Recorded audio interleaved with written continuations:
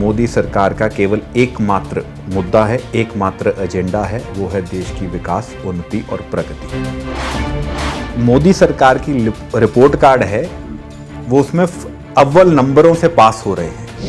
विपक्ष की report card लाल लकीरों से भरी हुई है। विपक्ष के तर्कश में भी कई सारे तीर हैं। वो कहते हैं काले धन की वापसी, नौकरी, बालाकोट, पेट्रोल डीजल के बढ़ते दाम, देश में बढ़ती महंगाई, 80 करोड़ लोगों को अनाज देना। आज ऑटोमोबाइल इंडस्ट्री पे हम विश्व में तीसरे नंबर पे हैं, जापान को पीछे छोड़ के।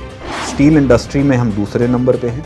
अर्थव्यवस्था 5वें नंबर पे है। जो विपक्ष लगातार आरोप आप लोगों पे लगा रहा है कि आप लोग ईडी का दुरुपयोग कर रहे हैं, आप लोग सीबीआई का दुरुपयोग कर रहे हैं, और जो राज्यों के अंदर सरकारें बनी हुई, जो टिकाऊ सरकारें बनी हुई हैं, सरकारों को कोलैप्स करने का काम कर रहे हैं। ईडी कांग्रेस के लिए अच्छी जब आम आदमी पार्टी के खिलाफ, ईडी कांग्रेस के लिए बुरी जब कांग्रेस के खिलाफ। आप चूंकि पंजाब से हैं और कांग्रेस और आम आदमी पार्टी की बात चली रही है, कैसा लगता है आपको इनका गठबंधन? भारतीय राष्ट्रीय कांग्रेस मुबारक के काबिल है। भारतीय राष्ट्रीय कांग्रेस अब आम आदमी पार्टी की स्टपनी बन गई है। इंडिया की बैठक थी, मतलब विपक्षी दलों की बैठक थी, तो उस दौरान दिल्ली में आप लोगों ने अपनी बैठक भी बुलाई थी। तमाम दल तो आए, लेकिन आपके पंजाब के पुराने सहयोगी उसमें कहीं नजर नहीं आए। सुखदेव सिंह ढींढसा की पार्टी को आप लोग इनवाइट करते हैं, तो क्या कोई मैसेज देने की कोशिश की गई इस मंच से? नहीं, देखिए, कुछ प्रश्न मेरे पद और कद से ऊपर हैं। भाजपा पंजाब हित में निर्णय लेती है। भाजपा चुनाव के तराजू में तोल के निर्णय नहीं लेती। 2024 के आम चुनावों से पहले एनडीए और इंडिया दोनों ही अपनी अपनी जीत के दावे कर रहे हैं। इन दावों में कितना दम है ये तो चुनाव आने पर पता चलेगा, लेकिन देश में चुनावी माहौल को देखते हुए अब चुनावी फिजाएं भी तेजी से बहने लगी है। एनडीए की क्या कुछ तैयारियां, इस मुद्दे पर बातचीत करेंगे। आज हमारे साथ बीजेपी के राष्ट्रीय प्रवक्ता जयवीर शेरगिल जी हैं। शेरगिल साहब, स्वागत है आपका पंजाब केसरी ग्रुप में। जी नमस्कार जी, आपको और पंजाब केसरी के लाखों करोड़ों दर्शकों को और जो आपका अखबार पढ़ते हैं, बहुत बहुत नमस्कार। शुक्रिया। क्या लगता है आपको 2024 में ऐसे कौन से बड़े मुद्दे हैं जो जनता को अट्रैक्ट करेंगे? देखिए, जहाँ तक 2024 के चुनाव की बात है, आजकल चुनावी माहौल भी गर्म है, बिगुल भी बज चुका है। और आपने बड़ा अच्छा प्रश्न पूछा कि मुद्दे क्या रहेंगे। जनता के सामने 2024 की रिपोर्ट कार्ड पड़ी है। मोदी सरकार पिछले जो अब 10 वर्ष, जब तक 9 वर्ष की रिपोर्ट कार्ड जनता के बीच में लेके जाएगी। मोदी सरकार का केवल एकमात्र मुद्दा है, एकमात्र एजेंडा है, वो है देश की विकास, उन्नति और प्रगति। नाम इंडिया है इस गठबंधन का, पर सोच लूट इंडिया है। नाम इंडिया है पर विचारधारा बदनाम इंडिया है। नाम जरूर इंडिया है पर इंडिया के तिरंगे में विश्वास ना रखना इनके डीएनए में है। तो मुझे एक लाइन में कहता हूं, प्रधानमंत्री जी का काम बोलेगा, तीसरा टर्म आएगा, उनका जो भारत को पहली पोजीशन पे लेने जा रहे सपना वो पूरा होगा, और माननीय श्री राहुल गांधी, कांग्रेस का जो गैस के गुब्बारे का गठबंधन है उसकी हवा निकल जाएगी। आप चूंकि राष्ट्रीय प्रवक्ता भी हैं पार्टी के, ऐसी क्या स्ट्रेटेजी आप लोगों ने बनाई है? जब वोटर के पास आप लोग जाएं, उसे क्या बताएंगे? 10 साल में क्या दिया आप लोगों ने? देखिए, मोदी सरकार का काम बोलता है, चाहे वो जितने लाभार्थी हों, विकास योजना हो, आपको मैं जल्द गिना देता हूं। जो मोदी सरकार की रिपोर्ट कार्ड है, वो उसमें अव्वल नंबरों से पास हो रहे हैं। विपक्ष की रिपोर्ट कार्ड लाल लकीरों से भरी हुई है। 80 करोड़ लोगों को अनाज देना। आज ऑटोमोबाइल इंडस्ट्री पे हम विश्व में तीसरे नंबर पे हैं, जापान को पीछे छोड़ के। स्टील इंडस्ट्री में हम दूसरे नंबर पे हैं। अर्थव्यवस्था 5वें नंबर पे है।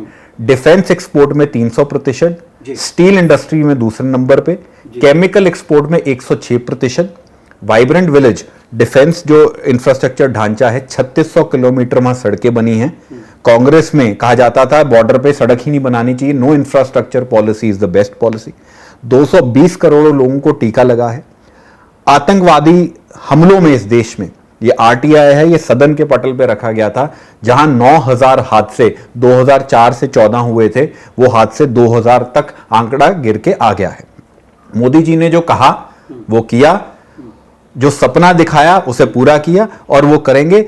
विकास विकास विकास और सुरक्षा, इसी एजेंडे के साथ 2024 में वंस मोर जनता की आवाज है, और तीसरी बार मोदी जी दोबारा शपथ लेंगे 15 अगस्त को 2024। माननीय श्री नरेंद्र मोदी ही तिरंगा लहराएंगे। जी, आप वो काम गिना रहे हैं जो आपको लगता है कि जनता के लिए किए गए हैं, लेकिन विपक्ष के तर्कश में भी कई सारे तीर हैं। वो ये कहते हैं काले धन की वापसी, नौकरी, बालाकोट, पेट्रोल डीजल के बढ़ते दाम, देश में बढ़ती महंगाई, ये मुद्दे हैं, इनसे आप कैसे निपटेंगे? देखिए, विपक्ष का दायित्व है, संवैधानिक हक भी है सरकार को प्रश्न पूछना, और वही लोकतंत्र की खूबसूरती है। पर विपक्ष के प्रश्न में ना तो तथ्य है, ना सत्य है, और ना ही दम है। अब आपको 2-3 आपने मुझे मुद्दे गिनाए, बालाकोट, आपने मुद्दा गिनाया महंगाई, और आपने मुद्दा गिनाया रोजगार। आपने कहा, आप पहले बालाकोट से शुरू करते हैं। विपक्ष कहता है सबूत दीजिए, दिग्विजय सिंह कहते हैं सबूत दीजिए कि पाकिस्तान ने करवाया है। भाजपा कहती है कि हमारे सेना का शौर्य है, हम पाकिस्तान हमारा दुश्मन है। विपक्ष के लिए भाजपा दुश्मन है, भाजपा के लिए पाकिस्तान दुश्मन है। ये अंतर है। एक उंगली एक तरफ कीजिए, 4 आपकी तरफ होती हैं। आज सबसे ज्यादा अधिक वैट का टीका हिमाचल की सरकार ने लगाया। जिस दिन शपथ लिया 3 रुपए बढ़ा दिया, फिर जिस दिन शपथ, फिर अब 6 महीने भी नहीं पूरे हुए, 3 रुपए और वैट बढ़ा दिया। राजस्थान में वैट सबसे ज्यादा है, हिमाचल में सबसे ज्यादा है।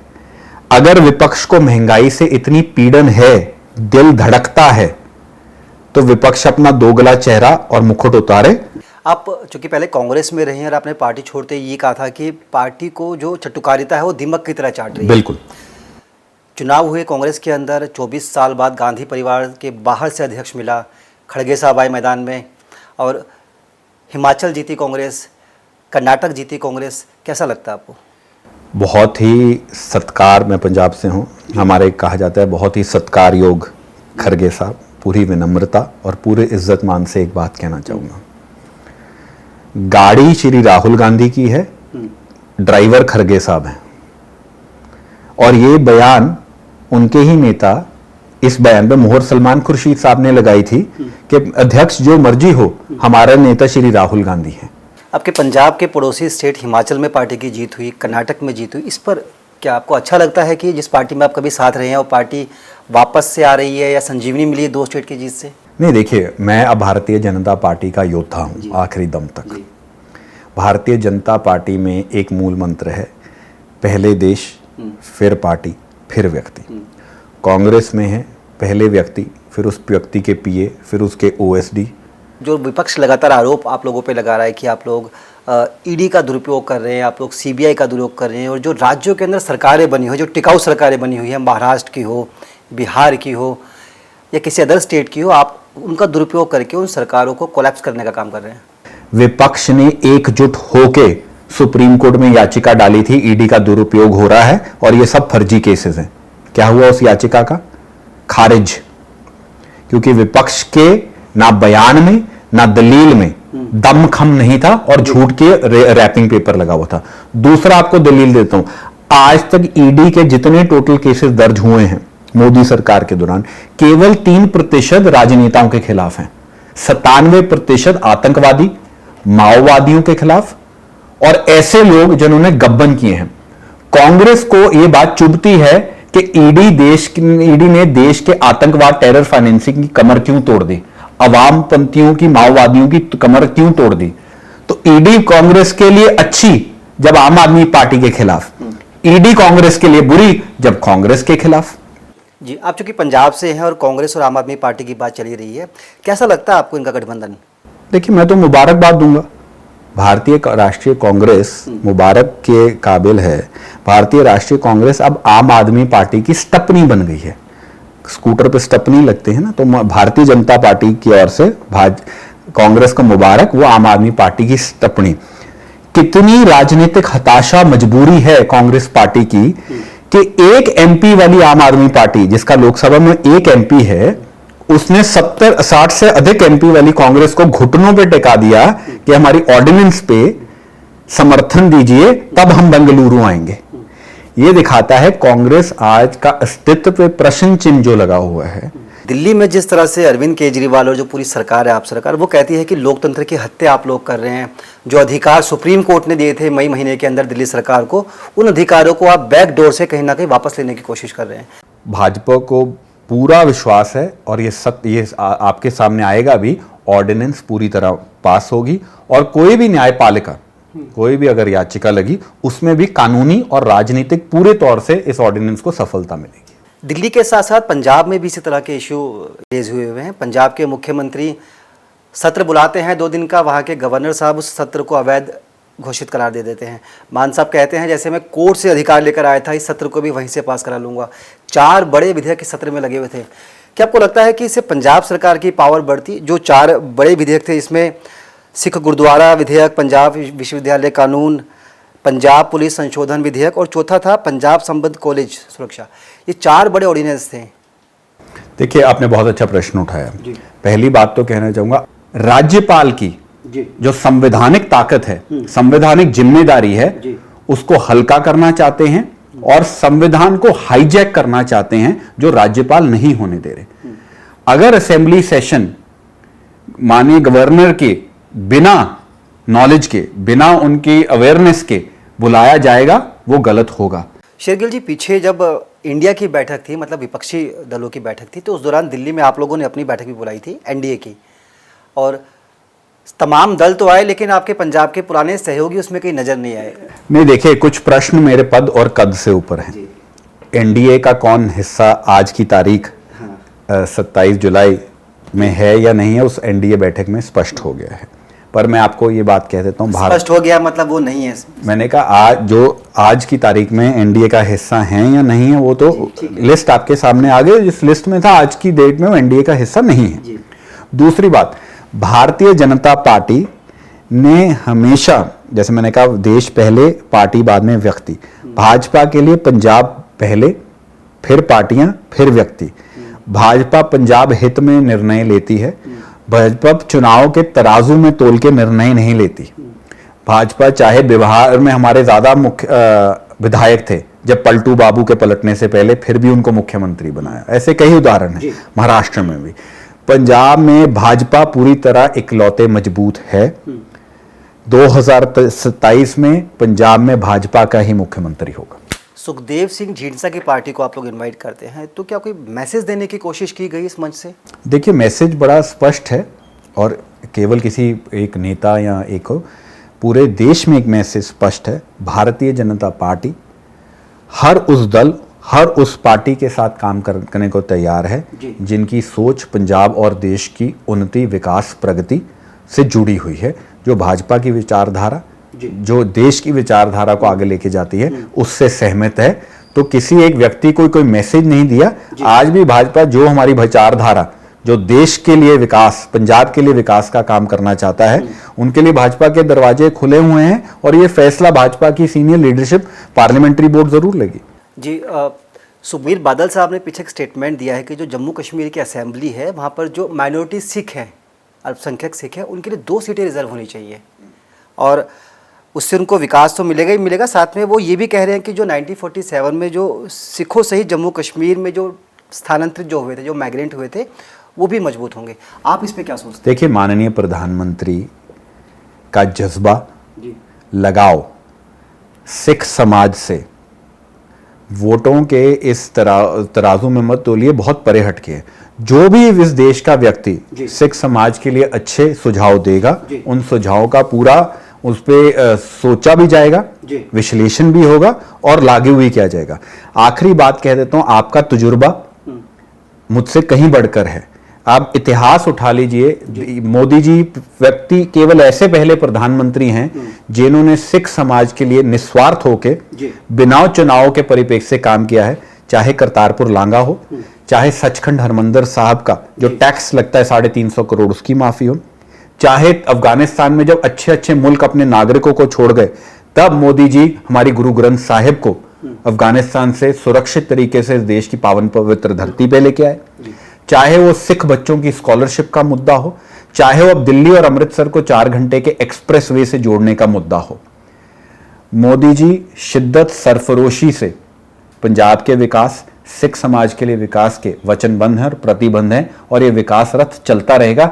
जो व्यक्ति जिस मर्जी दल से हो पंजाब की उन्नति के लिए सुझाव देना चाहता है, उसका सम्मान है, उस पर विश्लेषण भी होगा, उस पर पक्षपात या पार्टीवाद की वजह से उनके सुझावों को दरकिराने नहीं किया जाएगा। पंजाब के लिए कोई स्ट्रेटेजी है? वोटर तक आप लोग कैसे पहुंचेंगे? अभी तक तो आप छोटे भाई की भूमिका में पंजाब में रहे हैं।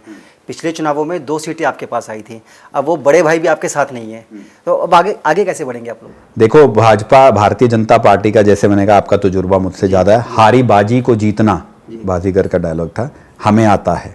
2 सीटों का आपने उदाहरण दिया, 2 सीटों वाली ही तो पार्टी है जो प्रधानमंत्री के रूप में माननीय श्री नरेंद्र मोदी बैठे हैं। 2014 में त्रिपुरा में भाजपा का वोट शेयर 1.34% था। आज वोट शेयर इन्हीं 8 सालों में 44% हो गया है। पंजाब में भाजपा डबल इंजन सरकार के लाभ जो हैं उन तक लेके जाएगी। पंजाब में भाजपा जो आज पंजाब की इंडस्ट्री को ताला लगा हुआ है, आज जो गैंगस्टर्स का, फिरौती का और मौत का एक नंगा नाच हो रहा है, इस पे रोक लगाने वाला एजेंडा भाजपा लेके जाएगी। और तीसरा, आज आपने कहा छोटा भाई बड़ा भाई, मैं आपको कह देता हूं कि माना सख्त है पहरा इन रातों का, माना सख्त है पहरा इन रातों का, पर यकीन मानिए यहीं से निकलेगा काफिला चिरागों का। 2027 में भाजपा का कमल का फूल पंजाब में खिलने वाला है। एक आखिरी सवाल, 9 सालों का टेन्योर आपका खट्टा मीठा रहा, अच्छे काम भी हुए, तो कुछ चीज़ें ऐसी भी रही जिसपे खुद प्रधानमंत्री को बैकफुट पे आना पड़ा। मणिपुर में जो वायलेंस हो रहा है, इसको आप लोग कैसे देखते हैं? संसद नहीं चल रहा है, अविश्वास प्रस्ताव लाया गया सरकार के खिलाफ। पीएम मोदी को कहा जा रहा है कि आप संसद के अंदर बोलिए, आप बाहर मीडिया से बात करते हैं, लेकिन विपक्ष से आप बात नहीं करते। मणिपुर का हादसा शर्मनाक हादसा था, पूरा देश का आज सर झुक गया है। पर भाजपा की सरकार में उनका प्रभाव, मैं कह देता हूँ, सज़ा भी उतनी सख्त होगी कि ऐसा गुनाह करने की कोई हिमाकत या हिम्मत कोई भी ये दरिंदे दोबारा ना कर पाए। दूसरा, आपने कहा विपक्ष कह रहा है प्रधानमंत्री को बोलिए, प्रधानमंत्री बोले हैं, बोलेंगे। चलिए शेरगिल साहब, बहुत बहुत शुक्रिया बातचीत करने के लिए, पंजाब केसरी ग्रुप को, नवोदय टाइम्स को समय देने के लिए। थैंक यू, शुक्रिया जी। साल 1984 के बाद 2014 के अंदर पहली बार किसी गैर कांग्रेसी दल को पूर्ण बहुमत मिला, और वो भी विपक्षी दल को पूर्ण बहुमत मिला, जिसके बाद केंद्र की सत्ता में बीजेपी आई, एनडीए ने सरकार संभाली। 2 बार से लगातार केंद्र में मोदी सरकार है, और बीजेपी को पूरी उम्मीद है कि तीसरा टर्म भी मोदी सरकार को ही मिलेगा। फिलहाल इस पेशकश में इतना ही, मुझे दीजिए इजाजत, नमस्कार।